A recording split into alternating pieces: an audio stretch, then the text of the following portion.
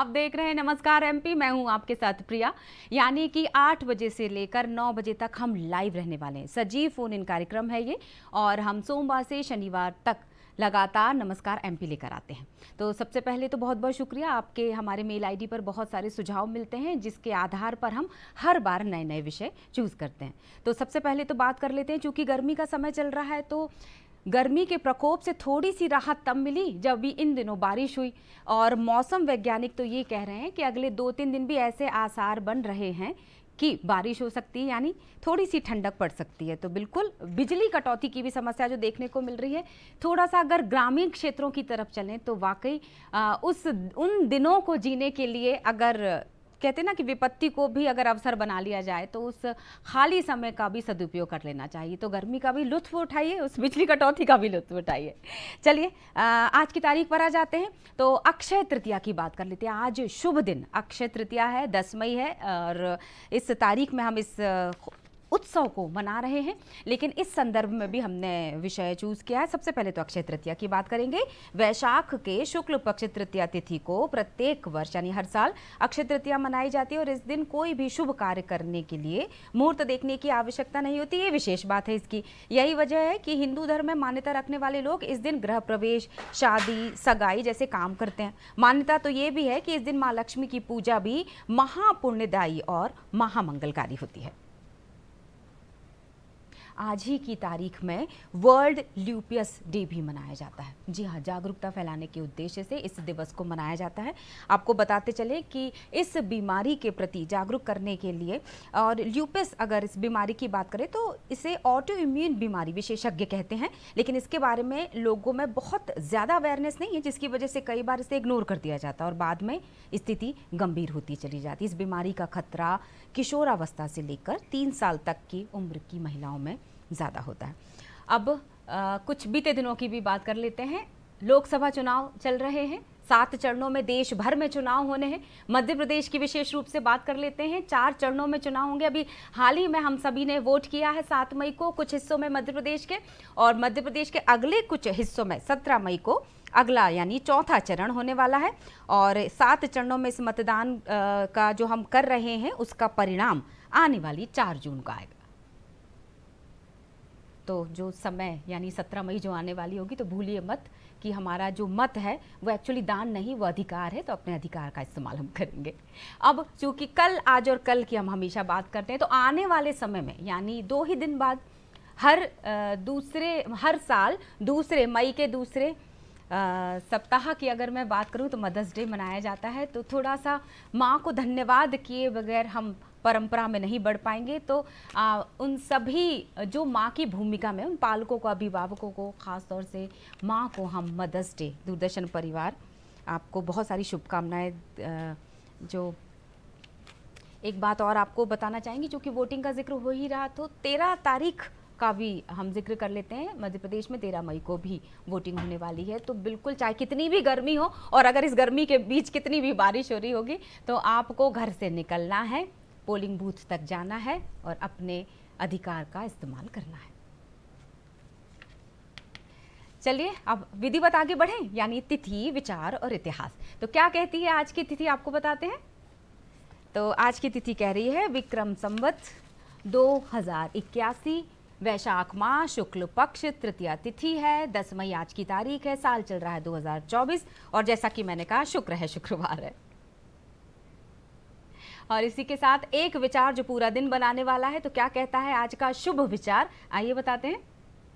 तो विचार कहता है कि जीतने वाले लोग जो है ना, वो कुछ नया नहीं करते, मानकर चलिए। वो काम तो वही करते हैं, बस उनका तरीका अलग होता है, यानी सही तरीके से करते हैं। और आज की तारीख और किन मायनों में इतिहास के पन्नों में दर्ज हो चुकी है, इसको बताने के लिए आज का इतिहास भी देख लेते हैं। तो इतिहास में आज है, सबसे पहले 1526 की बात कर लेते हैं। पानीपत की लड़ाई जीतने के बाद मुगल शासक देश की तत्कालीन राजधानी आगरा पहुंचा।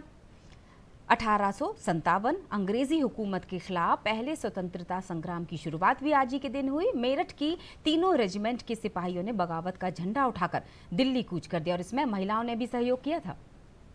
1993 संतोष यादव दुनिया की सबसे ऊंचे पर्वत शिखर एवरेस्ट पर 2 बार पहुंचने वाली पहली महिला पर्वतारोही बनी। 1994 की भी हम बात करेंगे। रंगभेद को समाप्त करने की मुहिम में अपना पूरा जीवन लगा देने वाले नेल्सन मंडेला दक्षिण अफ्रीका के राष्ट्रपति बने थे और उन्हें 1993 में FWD क्लार्क के साथ संयुक्त रूप से नोबेल शांति पुरस्कार भी दिया गया। और चूंकि मैंने आपको संकेत दे दिया था कि अक्षय तृतीया के संदर्भ में हमने एक महत्वपूर्ण विषय का चयन किया है। कुप्रथा ही कहा जाए, समाज की कुरीति ही कहा जाए, आज भी गाहे बगाहे बाल विवाह की बात सुनने में आ जाती है। हालांकि विरोध के सुर सुनाई देने लग गए हैं, लेकिन वो बहुत कम मात्रा में है ये प्रतिशत। चलिए इस विषय पर बात करने के लिए बिना देर किए हम स्वागत कर लेते हैं। हमारे साथ सुरेश तोमर सर जुड़े हुए हैं और संयुक्त संचालक हैं वो महिला एवं बाल विकास विभाग, और हम बात करेंगे बाल विवाह मुक्त भारत अभियान। मेरी जानकारी गलत नहीं है, 2030 तक हमने इस अभियान को कंप्लीट करने का प्रण ले लिया है। जिस तरह से 2 बूंद जिंदगी के साथ हम उस भारत हमारा सफल हो चुका है इस अभियान में। लेकिन आपसे चर्चा करूं, ये बता देती हूँ सजीव फोन इन कार्यक्रम है, इसलिए ज़रूरी हो जाता है आपका फ़ोन करना, हमसे सवाल करना। तो हमारे जो अतिथि हैं उनसे बात करने के लिए, उनसे सवाल रखने के लिए इस विषय से 0755-266-0049 टोल फ्री नंबर का आप इस्तेमाल कर पाएंगे। 1800-233-0040 ये टोल फ्री यानी निःशुल्क सेवा का आप इस्तेमाल कर सकेंगे। तो उठो, जागो, जागरूक बनो और बहुत सारे सवाल करो। हम डिस्प्ले भी कर रहे हैं सर अपने फ़ोन नंबर 0755 भोपाल का कोड, यानी अगर आप भोपाल के बाहर से लगाएंगे तो 266-0040 टोल फ्री नंबर का इस्तेमाल कीजिएगा। 1800-233-0040 नोट डाउन कर लिया होगा। विषय पर आ जाते हैं। भारत जो हम इसकी बाल विवाह मुक्त भारत अभियान की बात कर रहे हैं, कुछ उदाहरणों से बात कर लें सर। अभी हाल ही में खबरें आई थी कि मध्य प्रदेश के एक छोटे से गांव से एक बच्ची का जब बाल विवाह हो रहा था तो उसने ही विरोध किया, और समय रहते जब सरकारी महकमे ने विरोध उसको दर्ज किया तो वो जाकर और फिर बाल विवाह को रोक पाए और माता पिता को समझाया फाइनली। बहुत बहुत धन्यवाद प्रिया जी कि आज आपने इतने महत्वपूर्ण विषय को चुना है। बाल विवाह क्या है, हमें ये देखने को मिलता है हमारे समाज में। मध्य प्रदेश पूरे भारत के बिल्कुल मध्य में स्थित है, तो मध्य प्रदेश में सभी तरह के उदाहरण देखने को मिलते हैं। एक क्षेत्र ऐसा है जहाँ पर जेंडर इनइक्वालिटी या स्त्री पुरुष के बीच की जो समानता है उसके मामले में कुछ मध्य प्रदेश का इलाका है जो बहुत नकारात्मक है, और कुछ इलाका ऐसा है जहाँ पर बहुत सकारात्मकता है और मूल तौर पर कोई स्त्री पुरुष के बीच का भेदभाव नहीं है। कुछ कुरीतियाँ हो सकती हैं, कुछ अशिक्षा और अज्ञान हो सकता है, लेकिन मूल तौर पर उन समाजों में महिलाओं के प्रति नकारात्मक दृष्टिकोण नहीं है।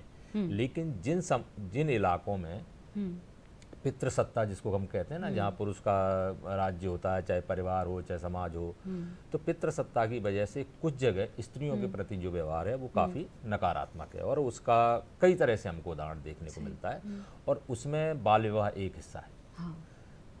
जब हम जेंडर डिस्क्रिमिनेशन या स्त्री पुरुष के बीच की असमानता की बात करते हैं तो इसकी कई सारी लेयर्स हैं, है ना, कोई एक चीज़ नहीं है।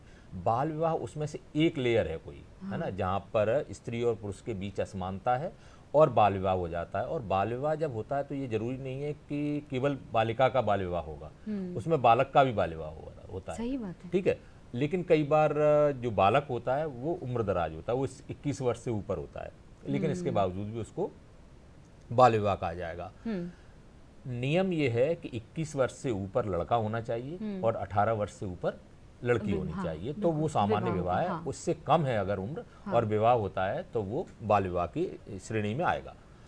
अब बात ये है कि लड़के का बाल विवाह होना और लड़की का बाल विवाह होना, इन दोनों में बहुत फर्क है। अच्छा। हाँ, क्योंकि लड़का का अगर बाल विवाह होता भी है, गलत है, गैर कानूनी है, लेकिन लड़के का जब बाल विवाह होता है तो उसकी जो भविष्य की संभावना है उस पर उतना नकारात्मक असर नहीं पड़ता जितनी कि बालिका के विवाह पर पड़ता है। और हमारे पास बहुत सारे उदाहरण हैं, हमारे पास कई सारी ऐसी चीजें हैं। स्वास्थ्य भी हाशिए पर बालिका का ही आता है, बालिका का आता है। और केवल स्वास्थ्य नहीं आता है, स्वास्थ्य आता है, एजुकेशन आता है, और मूल तौर पर जो मानव अधिकार होते हैं एक बालिका के, उनका हनन होता है। बालिका अपने घर से, वो बच्ची है, वो 18 साल से कम है, उसमें वो समझ या वो मैच्योरिटी पैदा नहीं हुई है, और उसको अपनी जड़ों से उखाड़कर कहीं दूसरी जगह स्थापित किया जाता है। वो उतनी मैच्योर्ड नहीं है कि नए परिवार में एडजस्ट कर सके। फिर उसके बाद में इसको हम देखें अगर और आगे के तौर पर, तो वो 18 वर्ष से कम की है, तो उसके बाद अगर कोई शारीरिक संबंध बनते हैं जो कि विवाह में होता है, तो वो एक तरह से देखा जाए तो चाइल्ड रेप की कैटेगरी में आता है। उसके बाद अगर वो प्रेग्नेंट हो जाती है, तो स्वाभाविक तौर पर बायोलॉजी ये कहती है कि 19 वर्ष से कम की उम्र में कोई भी स्त्री बच्चे को जन्म देने की योग्य नहीं होती, उसके शरीर का उस तरह से विकास ही नहीं होता है। और हमारे यहाँ एक बड़ा परसेंटेज है, 80% के आसपास है, जब जो गर्भवती स्त्रियां हैं उनमें अनीमिया पाया जाता है। अब उस बच्ची को अनीमिया भी है, उसका शरीर उसके योग्य नहीं है, और ऐसी स्थिति में बच्चे को जन्म देना, तो उसका जो स्वास्थ्य है वो खराब होना शुरू होता है। और ये सिलसिला लगातार, अगर उसके 2 बच्चे कम उम्र में हो गए, तो उसका स्वास्थ्य हमेशा के लिए खराब हो जाता है, उसको जीवन भर उस स्वास्थ्य की समस्याओं से जूझना पड़ता है। दूसरी बात यह है कि सबको आगे बढ़ने की संभावनाएं होती हैं, हर एक की आकांक्षा होती है कि वो आगे बढ़े, पढ़े लिखे, कमाए, है ना, जो समाज है, परिवार है, उसमें सही ढंग से स्थापित हो। उस मुद्दा ये आता है कि अगर वो अपने घर से दूसरी जगह चली गई है, तो इसकी संभावनाएं लगभग समाप्त हो जाएंगी कि उसकी शिक्षा आगे बढ़ेगी, तो वो अशिक्षित रह जाएगी। फिर मूल जो ह्यूमन राइट्स हैं कि जीवन में अपने आप को, उसको समाज में और सिस्टम में, बिल्कुल आपने समाज का जब जिक्र किया ही है, तो समाज के जिम्मेदारों को इस वक्त फोन लगाना बेहद जरूरी हो जाता है। अगर दिमाग में कोई भी सवाल कौंधता है तो डिस्प्ले कर देते हैं, और बता भी देती हूँ 0755 266 0049, या फिर निःशुल्क सेवा का इस्तेमाल कीजिएगा 1800 233 0040।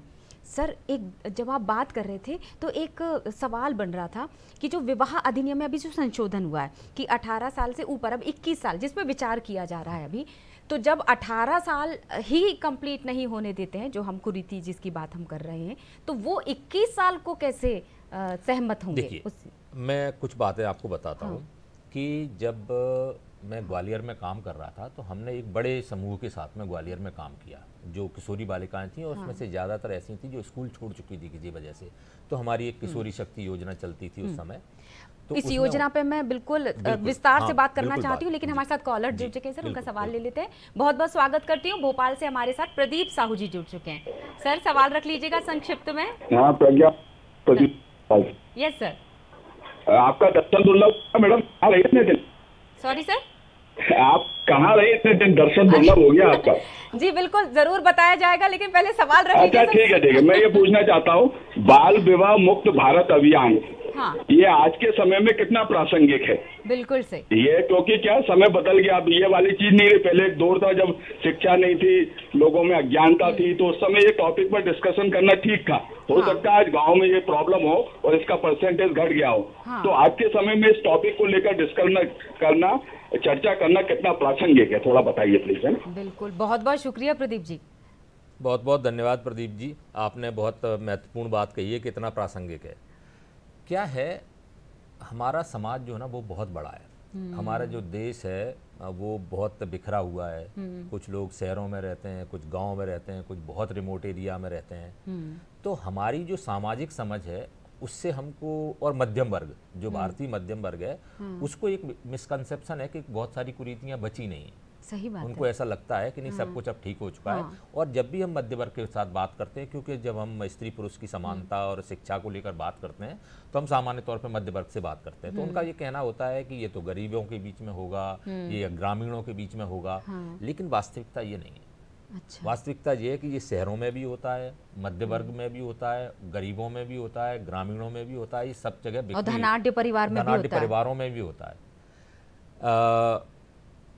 एक सर्वे होता है हर 2 या 3 साल बाद में, उसको कहते हैं नेशनल फैमिली हेल्थ सर्वे, है ना, NFHS जी। तो अभी जो लास्ट हुआ है उसको NFHS 5 है, उसमें मध्य प्रदेश राष्ट्रीय परिवार स्वास्थ्य सर्वेक्षण, स्वास्थ्य सर्वेक्षण जो होता है ना, तो उसमें ये बताया गया है कि मध्य प्रदेश में जब 18 वर्ष से लेकर 35 वर्ष की स्त्रियों से, विवाहित स्त्रियों से पूछा गया कि उनका विवाह कब हुआ था, तो ये निकल के आया कि मध्य प्रदेश में 23% लड़कियों का बाल विवाह हुआ था, 23%। और ये एक बड़ा प्रतिशत, बिल्कुल सही, बड़ा नंबर है। हाँ। और हमने जब हम फील्ड में जाते हैं, जब हम काम करते हैं, जब समाज के हम अंदर तक जाते हैं, है ना, अलग अलग वर्गों में जाते हैं, तब हमको ये समझ में आता है, हमें उदाहरण मिलते हैं। और हमारे पास अभी जैसे आज का दिन जो ना अक्षय तृतीया है, हाँ। तो आज का दिन हमारे विभाग के लिए और पूरे सिस्टम के लिए बहुत महत्वपूर्ण है। अक्षय तृतीया को बहुत विवाह होते हैं हर एक जिले में। वहाँ के जो जिला कलेक्टर हैं अपने अपने तरह से अभिनव प्रयोग करते हैं, हाँ। टीम बनाते हैं, है ना। जैसे वन स्टॉप सेंटर, थोड़ा सा इसके बारे में भी बता देते हैं। मैं वन स्टॉप सेंटर के बारे में भी बताऊंगा। हाँ। तो उनका उद्देश्य ये होता है कि न केवल जागरूकता फैलाई जाए कि 18 वर्ष से कम उम्र में लड़की का विवाह करना गैर कानूनी है और 21 वर्ष से कम उम्र में लड़के का विवाह करना भी गैर कानूनी है। तो जागरूकता तो फैलाई जाती है, लेकिन अगर कहीं से भी सूचना मिलती है कि वहाँ पर बाल विवाह हो रहा है, तो हमारी टीम जाती है। और सूचना देने के कई सारे तरीके हैं, वो भी मैं यहाँ बताना चाहूँगा। ये बेहद जरूरी है कि आज आपको अगर कहीं जानकारी मिलती है कि बाल विवाह हो रहा है, तो 2 टोल फ्री नंबर हैं। एक महिला हेल्पलाइन है जिसका नंबर है 181, हाँ। और दूसरा जो है ना महिला हेल्पलाइन है, इसके अलावा वो सीएम हेल्पलाइन भी है एक्चुअली, पर वो महिला हेल्पलाइन है। आप बात करेंगे तो आपको कनेक्ट कर दिया जाएगा महिला हेल्पलाइन के साथ में। दूसरा महत्वपूर्ण नंबर है वो है चाइल्ड लाइन, 1098, है ना। हाँ। इसको, इन दोनों नंबर को याद रखें। आप इन दोनों नंबर पे अगर कॉल करेंगे तो निश्चित रूप से जो टीम बनाई गई है जिले में, जिसमें अलग अलग अधिकारी होते हैं, महिला बाल विकास विभाग के अधिकारी होते हैं, वो वहां पर पहुंचेंगे और उस बाल विवाह को रुकवाएंगे। एक चीज और जोड़ लूं क्या, क्योंकि अभी हेल्पलाइन नंबर की बात हो रही, तो एक बार पहले रिपीट कर देते हैं। महिला हेल्पलाइन नंबर 181 यानी 181 181, और दूसरा आपने बताया चाइल्ड हेल्पलाइन नंबर यानी 1098। ये मैं अक्सर बोलती हूँ, उसको याद करने के लिए 1098 1098 ये चाइल्ड लाइन है। सर, ये ऊर्जा डेस्क भी इसी के अंतर्गत जो आप बातें बता रहे हैं? नहीं, बिल्कुल ऊर्जा डेस्क है। ये वह पूरी महिलाओं की सहायता के लिए।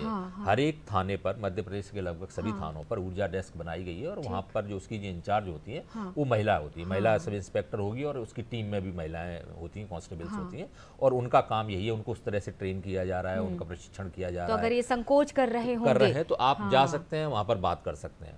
महिला बाल विकास विभाग के ऑफिस में जाके बात कर सकते हैं। आंगनवाड़ी कार्यकर्ता को भी आप सूचना दे सकते हैं। तो ये तरीका है कि हम इस पर बात करते हैं, और हमारा ये काम है कि हमको उस परिवार को समझाना है, और समझाने के बाद में उस विवाह को रुकवाना है, क्योंकि अगर वो हो रहा है तो वो गैर कानूनी है।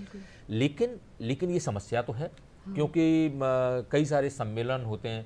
आज हमारी विभाग की जो टीम है उसका काम ये रहेगा कि आज बहुत सारे विवाह सम्मेलन होते हैं, सामूहिक विवाह सम्मेलन होते हैं, तो उसमें जाके एक एक व्यक्ति का सर्टिफिकेट चेक करना, उम्र का जो भी है, कि कहीं वो उसमें कोई बाल विवाह तो नहीं है। Correct. तो इस आज हमारे सभी एक्टिवेटेड हैं, हमारे जो हेल्पलाइन नंबर्स हैं उस पर आप कॉल कर सकते हैं, आपको तुरंत उसके लिए सहयोग मिलेगा। और कोई भी, और मेरा ये कहना है कि अगर आपको ये पता चलता है कि कहीं पर भी बाल विवाह हो रहा है, तो ये आपका सामाजिक दायित्व है कि आप इन नंबर्स पर कॉल करें।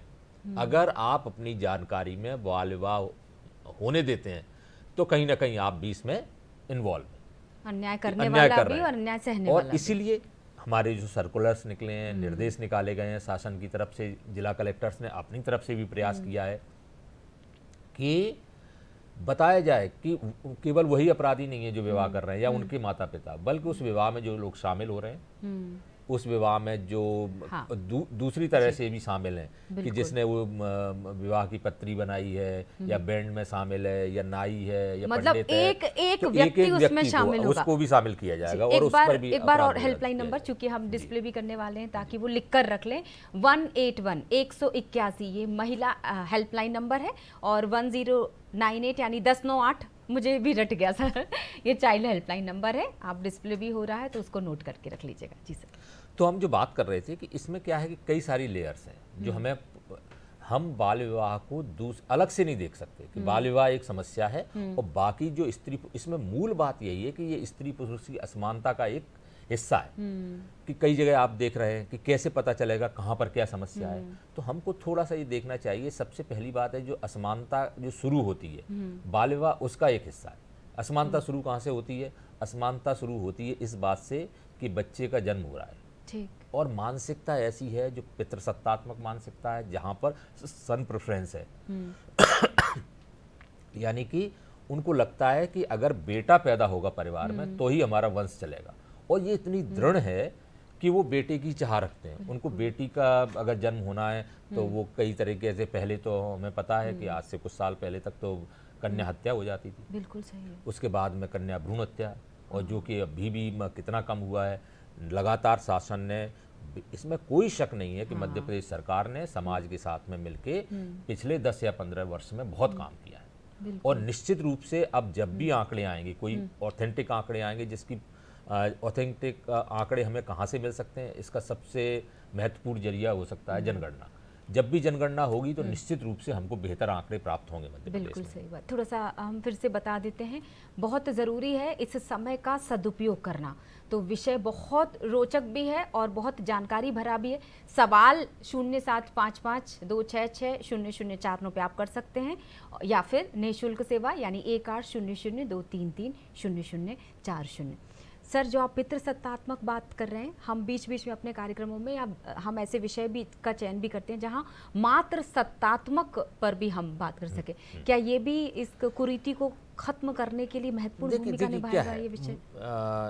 इस पर लगातार लोग बात करते हैं, और किसी भी तरह का सत्तात्मक सिस्टम नहीं होना चाहिए कि मात्र सत्तात्मक हो या पितृसत्तात्मक हो, है ना। एक कार्यक्रम में एक बहुत बड़ी फेमिनिस्ट हैं कमला वसीम, उनसे जब पूछा गया था, उन्होंने आमिर खान से उस कार्यक्रम में सत्यमेव जयते में पूछा था कि पितृसत्ता का उलट क्या होगा, उसका प्रतिरोधी शब्द क्या होगा। तो उन्होंने कहने की कोशिश की मात्र सत्तात्मक।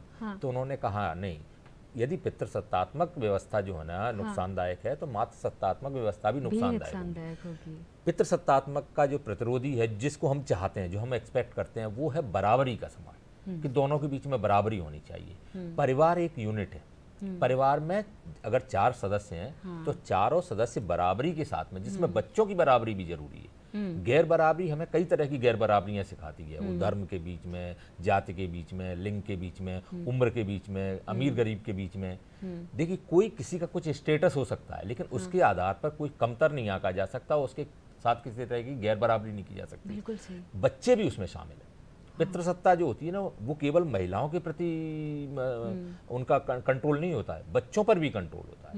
तो बच्चों, जबकि बच्चे अपनी राय रख सकते हैं। छोटा बच्चा जो बोलना सीख जाता है, उससे उसकी राय ली जानी चाहिए, और माता पिता को या परिवारों को आना चाहिए कि उससे कैसे राय लेनी, उसको और निर्णय लेना, हर एक में शामिल करना। अगर हम उसको शामिल करेंगे तो वो जब विवाह का वक्त आएगा ना, तो उसको समझ में आ जाएगा कि ये गलत बात है, और वो कोई ना कोई तरीका अपनाएगा, जैसा कि बहुत सारी बालिकाएं मध्य प्रदेश में अपना रही हैं। बिल्कुल। चूंकि हम अवेयरनेस की बहुत देर से बात कर रहे हैं, हम उनकी मदद की पूरी कोशिश कर रहे हैं कि किस तरह से मदद ली जा सकती है, किस तरह से विभाग द्वारा मदद की जा सकती है। हम कुछ अवेयरनेस प्रोग्राम की अगर बात करें कि इन दिनों अगर बिल्कुल जो सवाल जुड़ता है ना कि आधुनिकता के दौर में हम आज भी इस विषय पर चर्चा कर रहे हैं, तो किस तरह के नए इनिशिएटिव, जो बचा हुआ हिस्सा भी है ना, जो 23% जो आपने वाकई डरा देने वाला प्रतिशत है, उससे हम कमतर ही होते चले जाएं। हाँ बिल्कुल। देखिए, इसमें तो कोई शक नहीं है कि समाज जिस तरह से आगे बढ़ता है, उसमें कुरीतियां कम होंगी। कुछ ट्रांजिशनल फेज है, कुछ चीज़ें कम होंगी, बराबरी आएगी, महिलाओं का प्रतिशत बढ़ेगा कार्य के क्षेत्र में, तो कुछ परेशानियां भी बढ़ेंगी उससे, लेकिन तरीका यही है। तो जब हम लगातार काम करते हैं, विभाग काम कर रहा है, विभाग समाज के साथ मिलकर काम कर रहा है। विभाग अपने आप में कोई ऐसी बड़ी यूनिट नहीं होती है, समाज बड़ी यूनिट है ना। सब, और सरकार उसका एक हिस्सा है। सरकार जो है ना, समाज के परिप्रेक्ष्य में देखा जाए तो वो एक छोटी यूनिट है। समाज जब परिवर्तन चाहता है तो सरकारों को वो परिवर्तन करने पड़ते हैं अंततः, और उनको करने चाहिए। कई जगह समाज का कोई एक हिस्सा है जो किसी कुरीति में डूबा हुआ है, तो ऐसे में सरकार का निर्णय लेना है कि वो कुरीति खत्म होनी चाहिए। तो दोनों मिलके साथ चलेंगे, तब जाके ये परिवर्तन आ पाएगा। और लगातार कई सारी एजेंसीज हैं, हमारे साथ यूनिसेफ काम करता है, हमारे साथ यूएन विमेन काम करता है ना, जो स्थानीय संस्थाएं वो काम करती हैं, विभाग काम करता है, पुलिस काम करती है। सब लोग मिलके और ये कोई ऐसा नहीं है कि सिस्टम के पास अधिकार है तो उसका प्रयोग करें। हमारा ये काम भी है कि हम जब कहीं विवाह हो रहा है, बाल विवाह हो रहा है, उससे पहले एक अवेयरनेस जनरेट करें। एक लाड़ो अभियान चलाया गया मध्य प्रदेश में, है ना। उसके अलावा लगातार हम प्रयास करते हैं। ये बात समाज के हर वर्ग को जागरूक करने की कोशिश आप देखेंगे कि मध्य प्रदेश के ही रहने वाले हैं कैलाश सत्यार्थी जी, उनका फाउंडेशन काम करता है, उनके साथ मिलकर हम काम करते हैं। कितना वृहद विषय है सर, हमने तो सिर्फ छूने की कोशिश की है। हम छू ही सकते हैं इन विषयों को और ऐसे ही बात आगे बढ़ेगी। अगर मैं संक्षिप्त में, चूंकि समय इजाजत दे रहा है कि मैं आपको धन्यवाद करूं, कुछ कहना चाहेंगे अंतिम पंक्ति के साथ? मैं ये कहना चाहूँगा कि देखिए, सभी के ह्यूमन राइट्स हैं, बच्चों के ह्यूमन राइट्स हैं, है ना। उनके ये अधिकार है कि वो अपने जीवन में जितना बेहतर कर सकते हैं वो करें। तो परिवारों का और समाज का ये उत्तरदायित्व है कि उनके जीवन को आगे बढ़ाने में, उनकी प्रगति को आगे बढ़ाने में सहयोगी बने, उनके रास्ते में बाधा ना बने। और बाल विवाह बहुत बड़ी बाधा है, लड़कों के जीवन में भी और लड़कियों के जीवन में भी। तो इसको हम जेंडर से परे भी देखेंगे तब भी होगा, लेकिन निश्चित रूप से अगर हम उनको सहयोग करेंगे तो वो बेहतर जीवन जिएंगे और समाज को ज़्यादा कंट्रीब्यूट कर पाएंगे। अगर आप उनके रास्ते में कोई रोड़े अटकाते हैं तो इसका मतलब आप समाज को और अंततः पूरे देश को नुकसान पहुंचा रहे हैं। बिल्कुल सही। वे देश दुनिया में बेहतर हैं जहां पर स्त्री पुरुष की समानता है और स्त्रियों को भी आगे बढ़ने के उतने ही अवसर हैं जितने पुरुषों को। बिल्कुल, फर्क ये पड़ता है कि आप कितना इनिशिएटिव यानी कितनी पहल करते हैं और बिल्कुल। उन अवसरों को कितना आप ऑब्जर्व करते हैं। तो बहुत सारा धन्यवाद। सुरेश तोमर सर हमारे साथ जुड़े हुए थे। एक बार फिर से बता देते हैं दर्शकों को, सुरेश सर संयुक्त संचालक है महिला एवं बाल विकास विभाग मध्य प्रदेश शासन में। तो बहुत बहुत शुक्रिया। ऐसे इसी तरह के और कई विषयों पर सर से चर्चा करेंगे आने वाले समय में, लेकिन फिलहाल तो अक्षय तृतीया है आज की, तो बहुत सारी शुभकामनाएं आपको इस उत्सव की। और जैसा कि इस संदर्भ में हम जो चर्चा कर रहे थे उसको भी दिमाग में बिठा लीजिए। एक बात जो मैंने जहन में बिठा ली है कि भाषण से नहीं, दरअसल आचरण से बदलाव आएगा। तो खूबसूरत से कुछ प्रस्तुति है, ब्रेक में हम वो दिखाते हैं। और इसी के साथ एक और महत्वपूर्ण तारीख का भी जिक्र कर लेते हैं। 13 तारीख सुबह 7 बजे उठ जाएगा, ठंडे ठंडे में जाकर वोट दे कर आइए। शाम के 7 बजे तक, हालांकि एक क्रम शाम के 6 बजे तक, यानी सुबह 7 से लेके शाम के 6 बजे तक। मैंने तो अपनी जिम्मेदारी भोपाल शहर में निभा दी है, आप अपनी जिम्मेदारी को निभाइएगा। छोटे से ब्रेक के बाद वापस आते हैं। मध्य प्रदेश में लोकतंत्र का महाउत्सव मनाया जा रहा है। पहले और दूसरे चरण की वोटिंग संपन्न हो चुकी है, लेकिन तीसरे और चौथे चरण का मतदान अभी होना बाकी है। और लगातार तमाम जो लोग हैं वोट अपील भी कर रहे हैं। इस समय हमारे साथ डॉक्टर रश्मि गुप्ता जी हैं, समाजसेवी हैं और लगातार अलग अलग वर्गों में जाकर लोगों को वोट के प्रति जागरूक भी वो कर रही हैं। कोरोना काल में भी उन्होंने काफ़ी कुछ काम किया, लेकिन अभी खास तौर पर क्योंकि भारत युवा देश है और इस बार लगातार युवा जो है सबसे ज़्यादा वोट में अपनी भागीदारी सुनिश्चित करें, इसको लेकर वो किस तरीके से काम कर रही हैं और कैसे देखती हैं चुनाव की प्रक्रिया को। क्योंकि मतदान सिर्फ महादान नहीं बल्कि ये लोकतंत्र का उत्सव इसे इसलिए कहा जाता है क्योंकि इस उत्सव में सभी की सहभागिता से देश के भविष्य के लिए सरकार का चुनाव किया जाता है। डॉक्टर रश्मि जी के पास चलेंगे। बहुत बहुत स्वागत है मैम सबसे पहले तो। Thank you. कैसे देख रही हैं, क्योंकि अगर हम बात करें तो आपने कई सारे चुनाव देखे, लेकिन इस बार चुनाव अलग तरीके का है। बड़ी तादाद में जो युवा वोटर्स हैं, फर्स्ट टाइम वोटर्स हैं, वो वोट डालने के लिए अपने मताधिकार का प्रयोग करेंगे। तो इसको कैसे देख रही हैं इस पूरे लोकतंत्र के उत्सव? देखिए, मेरी नज़र में तो मैंने इतने सारे चुनाव देखे हैं, तो उनमें सब में एक ही चीज़ कॉमन होती है कि जो सरकार काम कर रही है, अगर आप इससे संतुष्ट हैं तो ठीक है। अगर आप कुछ बेहतर चाहते हैं और अगर आपको किसी और सरकार में वो चीज़ें दिखाई देती हैं तो you can choose, it's up to you. लेकिन इस बार के जो ये चुनाव है, इसमें युवा वर्ग बेहद उत्साहित इसमें दिखाई दे रहा है, क्योंकि पिछले कुछ सालों में उनको काम करने के बेहतर अवसर मिले हैं और अपनी कार्यक्षमता दिखाने के भी उनको अपॉर्चुनिटीज़ मिली हैं। तो उनके अंदर उत्साह बहुत ज़्यादा है। उनको लगता है कि आगे आने वाला समय उनके लिए उनकी कार्यक्षमता लोगों के सामने आए, उनको बेहतर अपॉर्चुनिटीज़ मिलें, इसलिए वो बहुत उत्साहित हैं।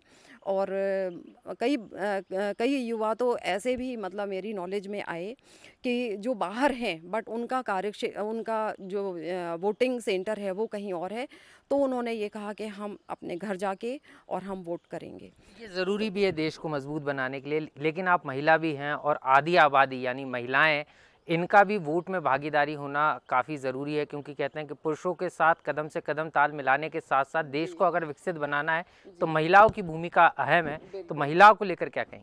बिल्कुल, महिलाएं भी बेहद उत्साहित हैं, ख़ास तौर से स्कूल कॉलेज गोइंग जो गर्ल्स 18 इयर्स प्लस की हो गई, उनके अंदर तो उत्साह देखते ही बनता है कि उनके अंदर इतना जुनून है कि अगर सत्ता उनके हाथ में आ जाए तो वो पता नहीं क्या करेंगी। तो इस लेवल का जो उत्साह मुझे गर्ल्स के अंदर देखने को मिला, यहाँ तक कि जो वर्किंग लेडीज़ हैं, चाहे भले वो छोटे जॉब कर रही हैं या जो भी जॉब कर रही हैं, तो उनके अंदर चुनाव को लेके बहुत उत्साह है, क्योंकि उनको लगता है कि आने वाली सरकार जो है वो हमारे रिस्पेक्ट के लिए काम करेगी, वो हमारे लिए काम करेगी, वो हमें आगे बढ़ाने में प्रमोट करेगी, वो हमें सपोर्ट करेगी, वो हमारा मार्गदर्शन करेगी और हमारी क्षमताओं को पहचानेगी और उसको रिस्पेक्ट देगी।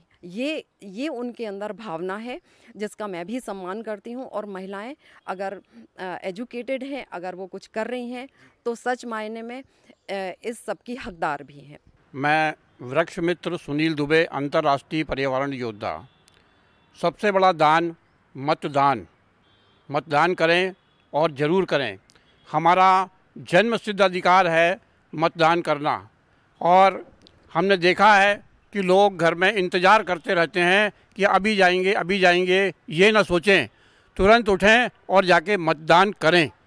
इस तरीके से वोट देना हमारा अधिकार है और हम इस अधिकार को भूलना नहीं चाहिए। हम सिर्फ कर्तव्य चाहते हैं कि शासन कर्तव्य जो है हमारे लिए जो है वो पूरे करेगा, लेकिन उसके लिए मतदान ज़रूरी है और मतदान करें।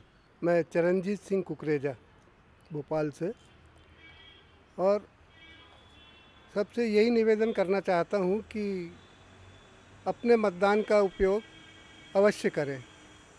बाद में लकीर पीटने से अच्छा है समय रहते हम अपने मतदान का उपयोग कर सही सरकार का चयन करें। मैं पूजा कृष्णा, इंदौर से, आप सभी से निवेदन करती हूँ कि हम सभी जो तारीख हमारे सामने रखी गई है उसमें घर से निकलें और वोट करें। हमारा वोट करना जन्मसिद्ध अधिकार है।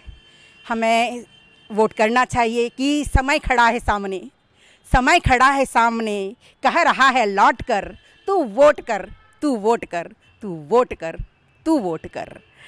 ये मूल मंत्र यंत्र का, ये मूल मंत्र यंत्र का, ये पर्व लोकतंत्र का, ये मूल मंत्र यंत्र का, ये पर्व लोकतंत्र का, ये देश हित का सूत्र है, ये देश हित का सूत्र है। तू देश हित में वोट कर, तू वोट कर, तू वोट कर, तू वोट कर, तू वोट कर। ये फर्ज रहे, ये फर्ज रहे ध्यान में, ये फर्ज रहे ध्यान में, लिखा है संविधान में, ये फर्ज रहे ध्यान में, लिखा है संविधान में। अगर कोई विवाद तेरे मन को गई है चोट कर, अगर कोई विवाद तेरे मन को गई है चोट कर, तू वोट कर, तू वोट कर, तू वोट कर। समय खड़ा है सामने, कह रहा है लौट कर, तू वोट कर, तू वोट कर। मताधिकार सबसे बड़ा अधिकार है और इसका प्रयोग बहुत ही सूझबूझ के साथ निश्चित रूप से किया जाना चाहिए, ऐसा मेरा संदेश है। मैं सभी देशवासियों से अपील करता हूं कि आप अपना मतदान अवश्य करें। अपने राष्ट्र और समाज की सुरक्षा का, संवर्धन का दायित्व निर्वहन करने के लिए प्रत्येक वयस्क का धर्म है कि वह मतदान करे। ये बड़ा दुख की बात होती है कि 60-70% मतदान पड़ता है, बाकी 30% लोग क्या करते रहते हैं और बाद में फिर शिकायतें करते हैं। अगर 100% मतदान हो तो मेरा पूरा विश्वास है किसी को शिकायत करने का अवसर प्राप्त नहीं होगा। हमें मतदान करना चाहिए और हर हाथ में जो स्याही जो है लगी रहनी चाहिए, मतलब, और हमें मतदान करने जाना है, जरूरी जाना है, छुट्टी को ना, मतलब इसका मतदान ही करना है हमें। मैंने देखा है कई बार कि जब मैं मतदान करने जाता हूं तो उस टाइम सिर्फ बुजुर्ग रहते हैं वहां पे, या जिनको वाकई में अपने एरिया की चिंता है वो खड़े रहते हैं, लेकिन जो सबसे बड़ी बातें करते हैं उनको मैंने मतदान देते हुए कभी नहीं देखा है। तो मैं आप लोगों से विनती करूंगा कि उस दिन मतदान करने जरूर जाएं।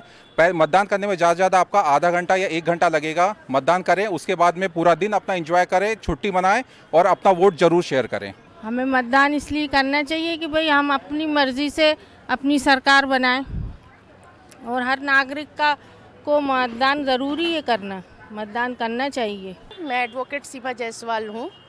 हमारा देश एक प्रजातांत्रिक देश है और प्रजातंत्र में मतदान एक बहुत ही बुनियादी ढांचा है, तो सभी नागरिक को मतदान करना चाहिए, अपनी पसंद की अपनी सरकार चुनना चाहिए। मैं केपी राही भोपाल से बोल रहा हूँ। आप सभी लोगों से मेरा विनम्र अनुरोध है कि जो लोकतंत्र का महापर्व आया है इसमें आप लोग बढ़ चढ़ कर भाग लें। मैं कैलाशचंद्र राठौर, खेड़ापति हनुमान मंदिर न्यू मार्केट अध्यक्ष, आप लोगों से अपील करता हूँ कि कृपया मतदान अवश्य करें। मतदान हमारा संवैधानिक अधिकार है। मैं पकड़ लेता हूँ। मतदान जरूर करना चाहिए। पिकनिक पार्टी बाद में बनाएं, पहले मतदान करें। मतदान हमारा संवैधानिक अधिकार है, मतदान हमको जरूर करना चाहिए। मेरा नाम कमलेश शुक्ला है। मतदान के ऊपर हमें कहना है कि हमें मतदान सबको करना चाहिए। हमें घरों से निकलना चाहिए मतदान के लिए। मतदान हमारा अपना अधिकार है, हमारा जन्मसिद्ध अधिकार है।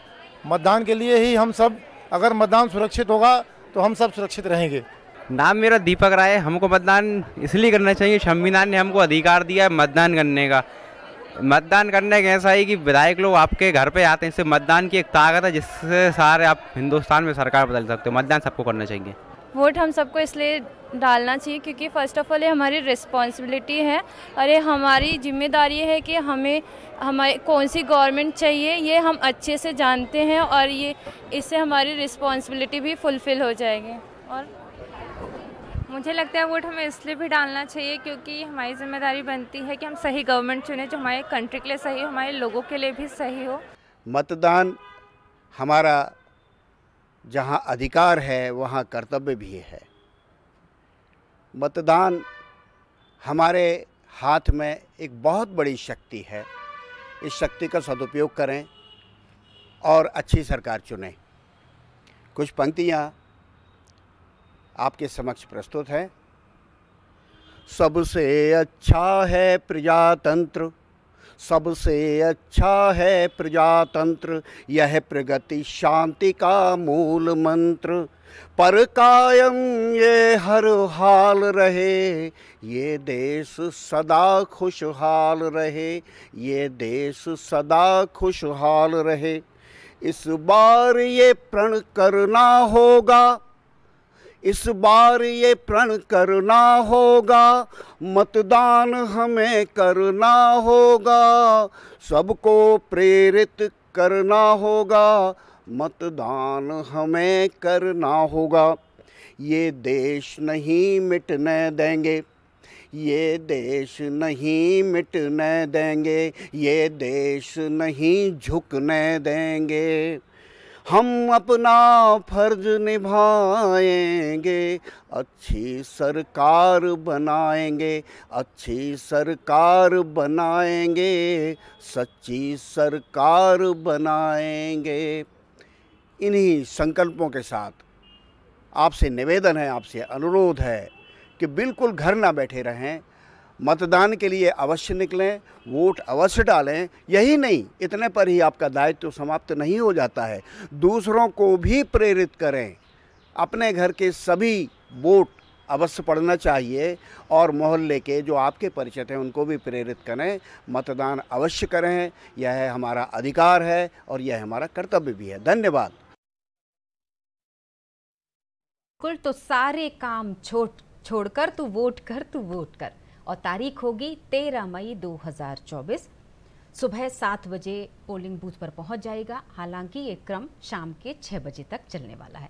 तो मध्य प्रदेश के चौथे चरण का मतदान 13 मई को करने अवश्य जाएं। अब अगले सेगमेंट पर बढ़ते हैं। हमारे मेहमान और ये जो विशेष अतिथि हैं वो यूपीएससी अभी जो परीक्षा हुई उसकी जो लिस्ट, जो सूची जारी हुई, उसमें मध्य प्रदेश का नाम रोशन करने वाले आकाश अग्रवाल जी, जिनकी 105वीं रैंक आई है और ये यूपीएससी परीक्षा में चयनित अभ्यर्थी मध्य प्रदेश का नाम रोशन कर रहे हैं। भोपाल से इनका संबंध है, लेकिन ये लड़ाई, क्योंकि ये जो पंक्ति है ना कि असफलता एक चुनौती है तो देख और सुधार कर, वो पंक्ति आज बिल्कुल सटीक बैठती है। बहुत बहुत स्वागत करती हूँ, बहुत सारी शुभकामनाएं देती हूँ आपको इस परीक्षा में उत्तीर्ण होने के लिए। वाकई एक ड्रीम जो सर्विस सिविल सेवा परीक्षा की हम बात करते हैं, कैसा महसूस हो रहा है? पहला सवाल तो मुझे यही कर लेना चाहिए। मैम बहुत अच्छा महसूस हुआ और सबकी खुशी देख के भी अच्छा लगा। और मैं 5 बार से प्रयास कर रहा था, तो मुझे ये था कि अब जिस लक्ष्य को दिमाग में रखते हुए मैं इस परीक्षा की तैयारी कर रहा था, अब मैं उस अगले मुकाम पर जाके मैं वहाँ परफॉर्म कर पाऊँगा फील्ड पर। तो इस बात की खुशी थी कि इतने सालों की जो मेहनत थी, जो पेरेंट्स का, दोस्तों का, टीचर्स का जो सपोर्ट था, वो आखिरकार वो मेहनत रंग लाई। तो इस बात की खुशी थी। लेकिन मेहनत एक दिन में रंग नहीं ले आई, क्योंकि मैं जब आपके बारे में पढ़ रही थी तो थोड़ी सी असफलताएं आई थी, तो उनका भी जिक्र हम कर लेते हैं कि कितना साल लग गया आपको इस सीढ़ी पर चढ़ने में। मुझे 6 अटेम्प्ट, लेकिन मुझे ऐसा लगता है कि मैं पहले बता देती हूँ, ये बहुत खूबसूरत मौका है आकाश जी से जुड़ने का। 0755260040 180023300040। और हम बात कर रहे हैं आकाश अग्रवाल जी, यूपीएससी परीक्षा में चयनित अभ्यर्थी हैं ये, और आने वाले समय में आईएएस ऑफिसर। 2 साल की ट्रेनिंग रहेगी। तो अगर कोई भी सवाल मन में उठ रहे हैं ना कि ये परीक्षा में कितने चरणों में होती है, इंटरव्यू में किस तरह के सवाल पूछे जाते हैं, तमाम तरह के सवाल अगर आ जाते हैं दिमाग में तो तुरंत फ़ोन उठाइए, और समय बहुत कम है। आकाश जी, मैं अभी इंटरव्यू का जब जिक्र करी थी तभी मेरा सवाल बन गया। साक्षात्कार कहा जाता है कि मेंस, प्रीलिम्स और मेंस के बाद जब साक्षात्कार में आते तो वहाँ 2+2 नहीं पूछा जाता, वहाँ देखा जाता है कि आप कितने एक्टिव मोड पर हैं, कितने सक्रिय हैं, कितना जागरूक हैं, कितना संवेदनशील हैं। जी बिल्कुल। प्रीलिम्स और मेंस परीक्षा जो होती हैं वो अभ्यर्थी की नॉलेज का टेस्ट पहले ही कर चुके होते हैं। तो यूपीएससी का भी ये कहना है कि ये आपका पर्सनालिटी टेस्ट है, वो उसको इंटरव्यू कहते ही नहीं है, क्योंकि यहाँ पे वो आपकी पर्सनालिटी देखना चाहते हैं। आप ऑन द स्पॉट कैसे किसी सवाल का जवाब देते हैं या किसी परिस्थिति को आप कैसे संभालेंगे, इन चीज़ों का वो एक टेस्ट लेते हैं। तो क्या मैं कोई एक आध सवाल का जिक्र कर सकती हूँ कि वो कौन सा सवाल रहा होगा जो बहुत आपके लिए भी थोड़ा सा घबरा देने वाला होगा? जी, मुझसे पूछा गया था कि ड्रग्स के इशू को और ह्यूमन ट्रैफिकिंग के इशू को कैसे हैंडल करेंगे। तो मैंने उसका जो जवाब दिया था वो सप्लाई और डिमांड जो मेजर्स हैं कि ड्रग्स की सप्लाई कहाँ से हो रही है, कहाँ से ड्रग्स आ रहे हैं और उनकी मांग क्यों है युवाओं में या किसी भी वर्ग में क्यों उनकी मांग है, उसको हैंडल करना चाहिए। पर इसके साथ साथ मेरा ये भी जवाब था कि आजकल सोशल मीडिया का दौर है, तो एक जो इंफॉर्मेशन वॉरफेयर जिसको हम कहते हैं कि युवाओं में कई बार ये प्रचलन होता है कि ये करना बहुत कूल है, या तो ये जो एक इंफॉर्मेशन वॉरफेयर चल रहा है, मेरा ये मानना है कि हमको इसको हैंडल करने की बहुत ज़रूरत है। तो ये मुझे लगा था कि एक नया पर्सपेक्टिव था उस आंसर में। ये यूपीएससी की परीक्षा और ज़्यादा गहरे बैठ गई लोगों के दिमाग में जब 12th फेल जैसी फिल्म आई। उसमें भाषा को लेकर बहुत खूबसूरत बात कही गई थी, इस विषय को उठाया गया था। वाकई अभी भी भाषा बंधन है? इंटरव्यू में जब साक्षात्कार हुआ तो भाषा देखी गई थी? मैम, मैं चाहे सफल हुआ हूँ चाहे असफल हुआ हूँ, पर मेरा ये मानना है कि यूपीएससी एक बहुत ही फेयर एग्ज़ाम है और वो आपको ऑप्शंस देता है। हिंदी, इंग्लिश या इवन रीजनल लैंग्वेजेस के ऑप्शन होते हैं, जो आपके क्षेत्रीय भाषाएं हैं, जो हमारे शेड्यूल्स में 22 भाषाओं का जिक्र है, उसमें से कोई भी भाषा आप ले सकते हैं। और सिर्फ शायद मैं इसी एक पक्ष से असहमत था उस मूवी में जहां वो दिखाया गया कि वो हिंदी वाले विद्यार्थियों के अगेंस्ट में है यूपीएससी, बट ऐसा नहीं है। हाँ, ये मैं मानता हूँ कि आजकल क्योंकि इंग्लिश का प्रचलन ज़्यादा है, तो हिंदी के जो बुक्स हैं या जो सोर्सेज हैं, जो करंट अफेयर्स मटेरियल आते हैं, वो शायद इंग्लिश के कंपैरिजन में थोड़े कम हैं, पर अब धीरे धीरे मैं समझता हूँ वो अंतर धीरे धीरे खत्म हो चुका है मैम, और आने वाले समय में पूरी तरह से समाप्त हो जाएगा। जी बिल्कुल बिल्कुल।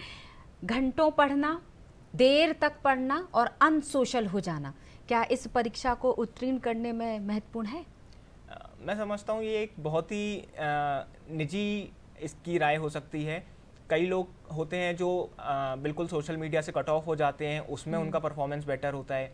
कई लोग घंटों के हिसाब से पढ़ना बेहतर समझते हैं। कई लोग ये टारगेट्स बनाते हैं कि आज मुझे इतना ख़त्म करना है, जब तक ख़त्म नहीं हो जाएगा तब तक नहीं उठूँगा, उसके लिए चाहे कितने भी घंटे लग जाएं।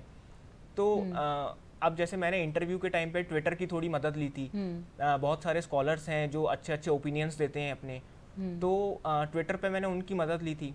तो मेरा मानना है कि ये हमारे ऊपर है कि हम किस चीज़ का कैसे उपयोग करते हैं। किसी भी चीज़ के सही और गलत दोनों उपयोग हैं। अब इसी से एक बात और मुझे याद आ गई, यूपीएससी टॉपर आदित्य श्रीवास्तव जी, उन्होंने ये बात कही थी कि वो सोशल मीडिया का इस्तेमाल करते थे, तब करते थे जब वो ब्रेक लेते थे, म्यूजिक सुनते थे। हमने सुना है आपकी भी हॉबी है पेंटिंग, तो क्या आप भी ब्रेक में इस तरह की कोई एक्टिविटी करते थे? जी बिल्कुल। कुछ समय बाद जब मुझे पढ़ाई से जैसे अगर लगता था कि थोड़ा ब्रेक लेने की ज़रूरत है, तो मैं स्केचिंग या पेंटिंग करता था, या मैं शायरी पढ़ने का शौक़ रखता हूँ तो मैं शायरियाँ पढ़ता था। या दर्शकों को बता दूँ, ये जो स्क्रीन पे हम इतनी खूबसूरत पेंटिंग देख रहे हैं या ये तस्वीरें जो हम देखेंगे वो आपके द्वारा ही बनाई गई हैं। जी थैंक यू। तो इन चीज़ों से ये है कि पढ़ाई के अतिरिक्त भी हमारी एक पर्सनैलिटी है, या सिर्फ यूपीएससी जो है ये मेरी ज़िंदगी का एक हिस्सा है, ये मेरी पूरी ज़िंदगी नहीं है। तो इसके अतिरिक्त भी मेरा एक व्यक्तित्व है जो मुझे धीरे धीरे डेवलप करते रहना चाहिए। अगर मैं इन ब्रश की बात करूं, कैनवास पे चलने वाले वो ब्रश, ये बचपन की हॉबी है या फिर ये कहा जाए कि जब भी आप तनाव में होते हैं तो कूची उठा लेते हैं? मेरी बचपन में हैंडराइटिंग और पेंटिंग बहुत ही ज़्यादा ख़राब थी। अच्छा। तो ऐसा था कि मुझे हर काम के लिए अपनी दीदी पर निर्भर रहना पड़ता था। कुछ भी अपनी कॉपी पे नाम भी लिखना होता था तो उसके लिए भी मुझे अपनी दीदी को बोलना पड़ता था। तो फिर एक समय के बाद मैंने सोचा कि मुझे भी करना चाहिए। मेरी मम्मी बहुत अच्छी पेंटिंग करती हैं, तो उन्हीं से मुझे इंस्पिरेशन मिला, तो मैंने भी धीरे धीरे ट्राई करना स्टार्ट किया। और शुरुआत में जैसे मेरी यूपीएससी में असफलताएं थी, वैसे ही पेंटिंग में भी बहुत बार असफलताएं हुई। और पर हाँ, अगर हम लगे रहते हैं किसी काम में तो आखिर में सफलता मिल जाती है। जैसे मुझे पेंटिंग में सफलताएं मिली, उसी तरह से मुझे यूपीएससी में भी भगवान की कृपा से सफलता मिली।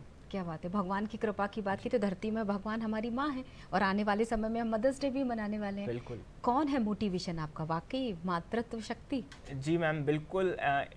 मैं तो ये कहूँगा कि जो यूपीएससी का सपना है उसका एक बहुत बड़ा स्रोत मेरी माँ ही है।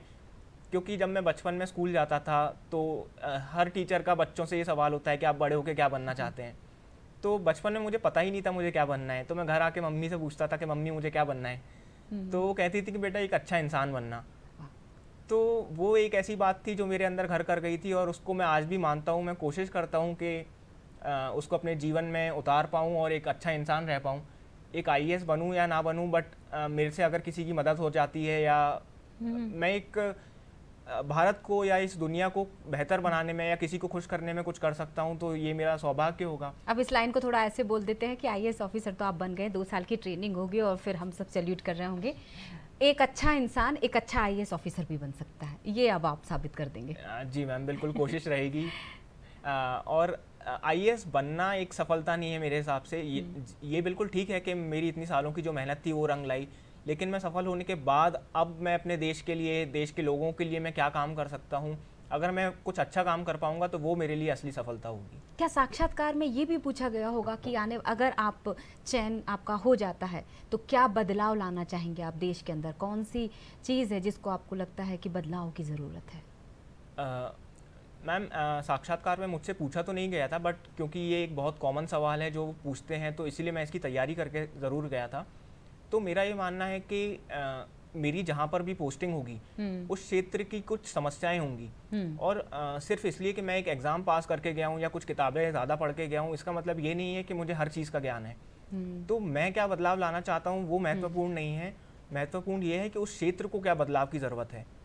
मैं हायर लेवल्स पे पहुँच जाऊँगा जब पॉलिसी मेकिंग की अगर हम बात करते हैं, तो मैं समझता हूँ कि स्वास्थ्य, शिक्षा और एक जैसे कि मैं कार्यक्रम में देख रहा था कि बाल विवाह की बात हो रही थी, और विमेन इक्वालिटी, जेंडर इक्वालिटी की जो हम बात करते हैं कि मेन और विमेन में एक समानता होनी चाहिए। तो ये कुछ एक ऐसे फैक्टर्स हैं जहाँ पे काम होने की बहुत ज़्यादा ज़रूरत है। बिल्कुल। मुझे ध्यान आ के जब इक्वलिटी की बात हो रही थी तो मैं ये ज़रूर जानना चाहूँगी, और ये बात बिल्कुल सटीक बैठती है, जो सुविचार आ रहा था ना कि जीतने वाले लोग कुछ नया नहीं करते, करते वही काम है, बस अलग तरीके से करते हैं। तो ये सवाल भी बन जाता है आपसे कि क्या अलग तैयारी की थी आपने जो आपको इस लेवल तक लेकर आ गई? मैम, शुरू के 4 अटेम्प्ट्स में मुझे लगता है कि मैं एक ये गलती कर रहा था कि सारे सब्जेक्ट्स पे एक सा फोकस कर रहा था, और मैं इस एग्ज़ाम को एक परीक्षा की तरह देख रहा था। पर मुझे एहसास हुआ कि ये एग्ज़ाम शायद ये देख रहा है कि कौन अच्छा ब्यूरोक्रेट है, कौन अच्छा सिविल सर्वेंट है। तो मैंने जब अपनी दिनचर्या में एक अच्छे सिविल सर्वेंट की तरह बिहेव करना शुरू करा, तो जब मैं सुबह उठता था मैं खुद से सवाल करता था कि एक अच्छा सिविल सर्वेंट क्या होता है, तो उसको अपने इर्द गिर्द क्या हो रहा है उसको उसकी जानकारी होनी चाहिए। मैं इसीलिए करंट अफेयर्स पढ़ता था, इसीलिए मैं न्यूज़पेपर पढ़ता था। मैं सिर्फ न्यूज़पेपर अब इसलिए नहीं पढ़ रहा था क्योंकि मुझे कोई क्वेश्चन आएगा या कुछ असफलताएं हो रही थी, जैसे अगर मैं टेस्ट पेपर दे रहा हूँ और मैं असफल हो रहा हूँ तो निराशा तो होती है, पर फिर मैं ये भी सोचता था कि अगर मैं एक सिविल सर्वेंट होता तो मैं उस निराशा को कैसे हैंडल करता। क्या मैं उदास होता, रोता, या मैं उसको एक लेसन की तरह लेके आगे बढ़ता, क्योंकि एज अ सिविल सर्वेंट भी मुझे फील्ड में जब मैं जाऊंगा तो कुछ ना कुछ समस्याएं आएंगी। आपको सुनने में इतना मस्त, इतना मगन हो गए कि फ़ोन करने ही भूल जाते हैं, तो मुझे बार बार याद दिलाना पड़ता है। 0755-266-0049 1800-233-0040। बहुत संक्षिप्त समय बचा है और सवाल जल्दी से कर लीजिए, क्योंकि ग्रामीण क्षेत्र के मैं परिवारों को ज़रूर अनुरोध करना चाहूँगी, क्योंकि वहाँ वाकई एक जो बोलते हैं ना कि सपना है, और सपनों को पंख तभी लगेंगे जब तैयारी अच्छी होगी। तो सवाल ये बनता है कि कंसिस्टेंसी की अगर मैं बात करूँ, स्मार्ट वर्क की बात करूँ, हार्ड वर्क की बात करूँ, होम वर्क की बात करूँ, किस पर ज़्यादा काम किया गया या किस तरह से काम किया गया? अलग अलग अटेम्प्ट्स में मैंने अलग अलग चीज़ें ट्राई करी और कुछ गलतियां हुई, उनसे सीखा मैंने। तो अंत में मुझे ये समझ आया कि कंसिस्टेंसी और हार्डवर्क दोनों ही बहुत ज़्यादा इंपॉर्टेंट हैं, क्योंकि जैसा कहते हैं कि एक एग्ज़ाम एक मैराथन की तरह, एक लंबी रेस के घोड़ा कौन है वो चेक होता है इस एग्ज़ाम में। हाँ, ये तो है। तो और मेरा मानना है कि साफ इरादे हों और मेहनत करें तो फिर भगवान ज़रूर फल देता है एक ना एक दिन। ये मेहनत का फल मिल ही गया, लेकिन ये लाइन भी जुड़ जाती है कि फल का मोह कर्म को निष्फल कर देता है। क्या ऐसा ही हुआ? बिना सोचे समझे बस करते जाना है, प्रयास करते चले जाना है। तो प्रयासों में ख़ास तौर से हमारे उन ग्रामीण क्षेत्र के हमारे जो छात्र इस वक्त आपको सुन रहे होंगे, देख रहे होंगे, तो हरियाणा से लीजिए, उन्हीं का सवाल सुन लेते हैं। अमन हमारे साथ जुड़ चुके हैं। अमन, बहुत बहुत स्वागत है और सवाल रख लीजिए। जी अमन। नमस्ते मैम। जी बताइए अमन। अमन जल्दी से सवाल रख लीजिए संक्षिप्त में। मैम, अगर यूपीएससी की तैयारी कर रहे हैं तो कैसे शुरुआत करें पहले से? बिल्कुल, बहुत बहुत शुक्रिया अमन। अमन, पहले तो बहुत बहुत शुक्रिया सवाल करने के लिए। मैं समझता हूँ सवाल करने के लिए ही बहुत हिम्मत चाहिए होती है। तो तैयारी का ये है कि आप यूपीएससी की वेबसाइट से सबसे पहले यूपीएससी सिविल सर्विसेज परीक्षा का नोटिफिकेशन डाउनलोड करें, उसका सिलेबस क्या है वो देखें, और परीक्षा किन चरणों में होती है वो आप समझें सबसे पहले तो। और जब आप वो समझ जाएं तब आप बेसिक बुक्स पढ़ना शुरू करें हर सब्जेक्ट की। गूगल पर अवेलेबल है, बहुत सारे टॉपर्स हैं जिन्होंने वो सोर्सेज शेयर की हुई हैं। एनसीईआरटीज़ हैं जिनसे आप शुरुआत कर सकते हैं। कुछ और अच्छी किताबें हैं जैसे मॉडर्न हिस्ट्री की स्पेक्ट्रम बोलते हैं, पॉलिटी के लिए लक्ष्मीकांत बोलते हैं। फिर जब मेंस की बात करते हैं हम, तो आपको आंसर राइटिंग की प्रैक्टिस होनी चाहिए। लेकिन वही है कि शुरुआत आपकी सिलेबस समझकर बेसिक किताबों को पढ़कर होगी, और ये आप मान के चलिए कि आप कोशिश करते रहिए। और वो एक शेर है कि गिरते हैं शहसवारी मैदान जंग में, वो तिफल क्या गिरे जो घुटनों के बल चले। क्या बात है। तो ठीक है, असफलताएं होंगी, कई बार ऐसा होगा कि आप कुछ पढ़ेंगे आप भूल भी जाएंगे, बट इस एग्ज़ाम का ये है कि इसका सिलेबस इतना बड़ा है तो रिवीजन बार बार करना होता है। तो आप गिरें उठें फिर गिरें, बट जब उठें तो फिर बढ़ते जाएं। बिल्कुल। राइटिंग का आप जिक्र कर रहे थे ना, मैंने कहीं सुना था और मैंने पढ़ा भी है। ऐसा नहीं है कि मैं परीक्षा नहीं दे रही हूँ तो मैंने पढ़ा नहीं होगा। बहुत सारा लिखना होता है, कॉपी पे कॉपी भर देनी होती है घंटों में। क्या आपका क्या स्पीड रही होगी आपकी राइटिंग की? जी बिल्कुल, राइटिंग का बहुत बड़ा इंपॉर्टेंट रोल है इस एग्ज़ाम में। ऐसा कहा जाता है कि इस एग्ज़ाम में या तो सिर्फ जब आप प्रश्न पढ़ते हैं तो या तो आप दिमाग चला सकते हैं या आप अपने हाथ चला सकते हैं। तो एग्ज़ाम में इतना भी टाइम नहीं होता कि आप क्वेश्चन देख के सोचें और फिर लिखें। तो वो हमको प्रैक्टिस से ही आता है। जब हम आंसर राइटिंग कंसिस्टेंटली करते रहते हैं, बिल्कुल सही, टेस्ट पेपर्स करते हैं, तो वो धीरे धीरे स्पीड डेवलप हो जाती है। बहुत बढ़िया। आने वाले 2 साल बाद, क्योंकि अभी तो आप ट्रेनिंग पर चले जाएंगे, फिर से चर्चा होगी और फिर आपके सफलता के सूत्र हम पूछेंगे और अनुभव भी पूछने वाले हैं। फिलहाल के लिए तो मैं यही धन्यवाद कर देती हूँ। हमारे साथ आकाश अग्रवाल जी जुड़े हुए थे, भावी IAS ऑफिसर, और दूरदर्शन परिवार बहुत सारी शुभकामनाएं उनको प्रेषित करता है। जाने से पहले एक बार फिर से याद दिला देती हूँ, 13 मई 2024 बिल्कुल मत भूलिएगा, सुबह 7 बजे पहुँच जाइएगा अपने पोलिंग बूथ पर, वोट दीजिएगा। स्वस्थ रहिएगा, खुश रहिएगा। अगले हफ्ते फिर मुलाकात होगी, तब तक के लिए मुझे यहीं दे दीजिए इजाजत। नमस्कार।